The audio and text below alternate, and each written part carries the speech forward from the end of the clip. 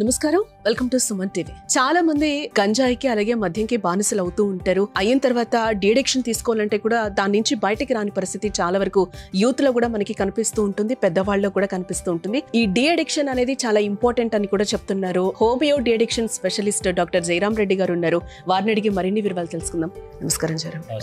Yes, ఈ మధ్య కాలంలో చాలా మంది యూత్ కూడా అడిక్షన్ ఎక్కువ అవుతున్నారు మద్యంకి, అలాగే సిగరెట్స్ కి కానీ బానిస అవుతూ ఉన్నారు. సినిమాల ప్రభావం కూడా వీళ్ళ మీద ఉంది అంటారా?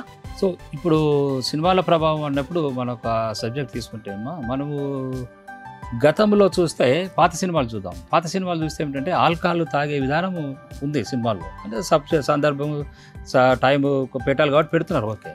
అప్పుడు ఏంటంటే వాళ్ళు ఆల్కహాల్తో పాటు స్టఫ్, వాటరు, సోడా కలుపుకొని తాగేవాళ్ళు. ఈ సంస్కృతి ఉండేది. ఇంకొకటి ఏమిటంటే ఆ పాత సినిమాల్లో హీరోలు వెరీ రేర్ ఆల్కహాల్ తాగిన సందర్భాలు కనపడతాయి మనకు. ఒక దేవదాసులో తప్ప మిగతా సినిమాలు ఆల్కహాల్ తాగే సందర్భాలు విలన్లు తాగేవాళ్ళు.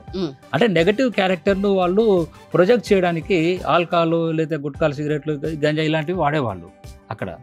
కానీ ఇప్పుడు ఆ కల్చర్ తగ్గేది ఎక్కడ మనకు కనపడడం లేదు. ప్రతి సినిమాలో మీరు టాప్ హీరోలను తీసుకోండి, ఎస్పెషల్లీ యంగ్ హీరోని కానీ ఓల్డ్ హీరోస్ కానీ, వాళ్ళు ఏం చేస్తారంటే ఇప్పుడు డైరెక్ట్ ఒక ఫుల్ బాటిల్ ఆల్కహాల్ ఎక్కి తాగుతున్నారమ్మా. వాటర్ కలుపుకోకుండా రా ఆల్కహాల్ తాగుతున్నారు. ఇది మా దగ్గరకు వచ్చే యువతను మేము ఫస్ట్ ఏం అడుగుతామంటే, ఈ సబ్జెక్ట్ వచ్చేప్పుడు బాబు మాట్లాడుతూ ఏం చదువుతున్నావు, ఎక్కడ ఏం కనుక్కుంటూ మీ ఫేవరెట్ హీరో ఎవరని చెప్తాం. అంటే యంగ్ హీరోలనే, మోస్ట్లీ యంగ్ యూత్ కాబట్టి యంగ్ హీరోలనే చెప్తారు. మరి ఆ సినిమాలో బాగా అవును అంకుల్ ఫుల్ బట్టలు ఎక్కి తాగాడు మా హీరో చాలా అని. మరి దాని చూసి అలవాటు పడ అంటే దాని చూసి అలవాటు పడిన వాళ్ళు కొంతమంది ఉన్నారు. దాని తర్వాత ఇంక ఎక్కువైంది అంకుల్ అలాగే తాగడం అలవాటు పడింది అని చెప్తున్నారు పిల్లలు. మరి ఎందుకంటే రా ఆల్కహాల్ ఎఫెక్ట్ యువత మీద ఎట్లా ఉంటుంది అనేది చాలా ప్రమాదకరమైన ఇష్యూ. ఇది ఎవరూ గమనించడం లేదు. ఆల్కహాల్ తాగడమే ప్రమాదం అంటే వాటర్ కలపకుండా ఫుల్ బాటిల్ ఎత్తి తాగడం అనేది చాలా డేంజరు. ఎందుకంటే మనము యూత్ను గమనిద్దాం. 18 సంవత్సరాల వరకు వాళ్ళకు ఫిజికల్ గ్రోత్ ఉంటుంది. 18 నుంచి 25 సంవత్సరాల వరకు వాళ్ళకు మైండ్ మెచ్యూరిటీ డెవలప్మెంట్, మైండ్లో బ్రెయిన్ డెవలప్మెంట్స్లో భాగంగా వాళ్ళు పరిపక్వత చెంది మంచి స్టేజ్కి వచ్చే నేచర్లో ఆల్కహాల్ ఎఫెక్ట్ పడింది అనుకోండి, అక్కడ మంచిగా మారాల్సిన అబ్బాయి చెడుగా మారిపోతాడు. ఇంకా ఆ తర్వాత భయంకరమైన నేరాలు, ఘోరాలన్నీ కూడా జరుగుతూ ఉంటాయి.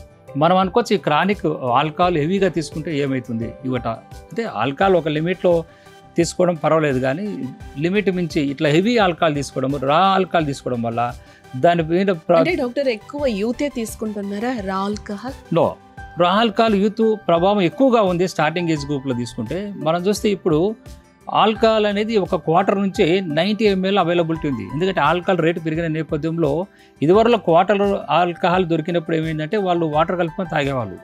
ఎవరైనా సరే దినసరి కూలీలు కానీ ఇంకా ఎవరైనా తాగేవాళ్ళు అలా కలుపుకొని తాగేవాళ్ళు. కానీ రేట్లు పెరిగిన నేపథ్యంలో ఏమైందంటే గవర్నమెంట్ వాళ్ళు 90 ml ఆల్కహాల్ రిలీజ్ చేశారు. ఎప్పుడైతే 90 ml ఆల్కహాల్ రిలీజ్ చేశారో ప్రజలకు నెగ్లిజెన్స్ ఒకటి అయిపోయింది. సో ఆ 90 ml తీసుకోవడం, అలాగే అక్కడ ఓపెన్ చేయడం, తాగేయడం, ఆ షాప్ దగ్గర బాటిల్ పడేయడం, వెళ్ళిపోవడం. ఒక 90 ml జోబులో రెడీగా ఉంటుంది. ఈ 90 ml కల్చర్ పెరిగిన తర్వాత రా ఆల్కహాల్ తాగడం కూడా అడిక్షన్ పెద్దవాళ్ళలో కూడా ఎక్కువైంది. కానీ పిల్లల్లో మనం ఈ సబ్జెక్ట్ పిల్లల్లో తీసుకుంటే రా ఆల్కహాల్ ప్రభావం వల్ల ఏమవుతుందంటే ఫస్ట్ బ్రెయిన్ డెవలప్మెంటల్ ఇష్యూస్లో దెబ్బతినిపోతారు. మంచి దశలోకి రావాల్సిన వాడు దశ తిరిగిపోయి పనికిరాని వీడిగా తయారవుతారు.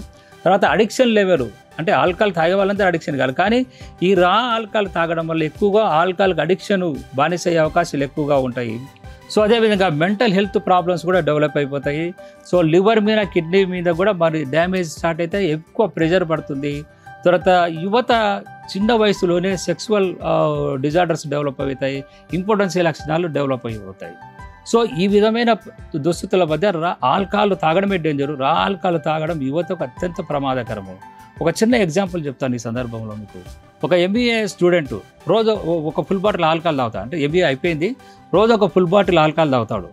సో అబ్బాయి మ్యారేజ్ అయిపోయింది, మ్యారేజ్ 28 years మ్యారేజ్ అయిపోయింది. మ్యారేజ్ అయిపోయిన తర్వాత వైఫ్ ప్రెగ్నెంట్.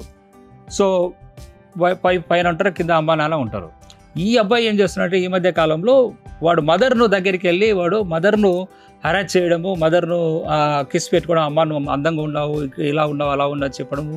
అమ్మను వాడు ఆ సెక్స్ కోరిక కోసం వాడు అమ్మను బెడ్రూమ్లోకి రాకెళ్తున్నాడు, అమ్మ నా కోరిక తీర్చమ్మా అని. తండ్రి అడ్డం వస్తే తండ్రిని చంపడానికి కూడా వాడికి కత్తి తీసుకొని తండ్రి బెదిరిస్తున్నాడు. ఈ నేపథ్యంలో ఆ తల్లిదండ్రులు నా దగ్గర రావడం జరిగింది.